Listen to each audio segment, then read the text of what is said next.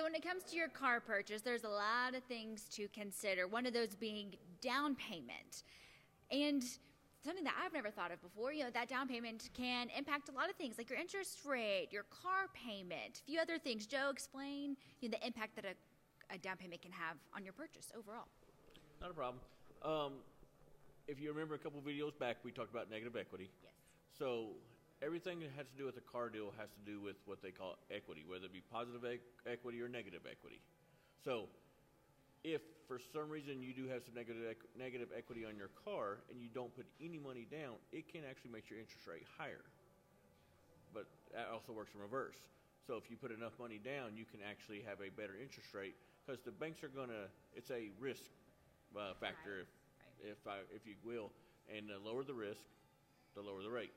The higher the risk, the higher the rate. So your down payment affects a lot of stuff, like you said. It affects your interest rate, it affects your carry, it affects your payment, and people just don't really realize how much it can affect it. I've seen it affect it to the tune of 2 or 3, 4 interest rate points. Wow. So I mean, it's a huge factor when it comes to it.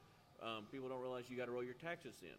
Your taxes is a couple $1,000. So not only you buying your car, you're actually rolling your taxes in, and that can make your rate be higher if you just roll your taxes in rather than paying them up front. So, is there a magic number when it comes to a down payment? Is there anything that you recommend? Is there a magic number, I guess, when it comes down to that is what I'm asking? It depends on your trade cycle. If you want it to be in a trade cycle where you can trade in and out of your vehicle and never have to worry about being upside down or your negative equity, then yes, you always put down your tax title and license if you can. You don't want to finance your taxes because who wants to pay interest on your taxes? You can't drive your taxes. I mean, you can, but you're going to look awful silly. But and then as far as the car goes, most people will tell you to put down 10 to 20%. Now, all that's just a guide. You could come in all day long and buy a car with zero down. You can. But to be in a good trade cycle, to be where if something does happen, you could trade out of that vehicle. Maybe your family grows. Sometimes you get that surprise. And, hey, we're pregnant, got to get another car. You want to be in a better trade cycle where you don't have to roll over that negative equity. So, yes, the magic number would be your tax title and license plus 10 to 20% on the car. But that's just a pure guide at that point. Is there, a number where you say, maybe, if you're putting this, large number down, would you say, maybe don't do that or maybe consider a cheaper model? Is there such thing as putting too much money down? There's nothing against putting more money down. The more money down, the better, of course. Sure. That has to do with your budget. If your budget calls for something, that's a number that I feel secure paying $250 a month, then yes, put down the money to get $250 a month. But again, as interest rate money down can affect your car purchase on your interest rate side. Look at it also because most dealers like us will show you several different options.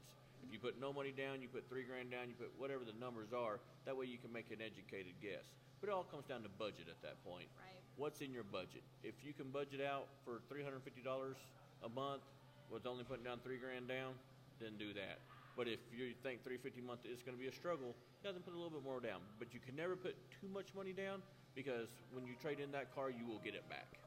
Absolutely, and that's one of the things that you should do at home, before you come in and decide, hey, I think I'm ready to make that purchase. You decide what your budget is, decide, walk through some of the great tools that we have on our website, classichondaofmidland.com, but one of the great things about Classic Honda is if you come in, you've got an idea of how much money you would like to put down. Your team is here to help explain, what's next. Hey, if you put this money down, this is how it's going to impact, and here's where y'all will break all of it down. Definitely. We'll go over the ins and outs with you, like I said, with more money, less money down, how it will affect your budget, term. There's a lot of places that you can adjust a car deal to make it a little bit more personalized for you. So, yes, we definitely want to lay it all out. That way you have a clear understanding when you walk out of here where you're at. That's so great. Go to classichondamidland.com. Learn yourself a thing or two when it comes to the whole car buying process.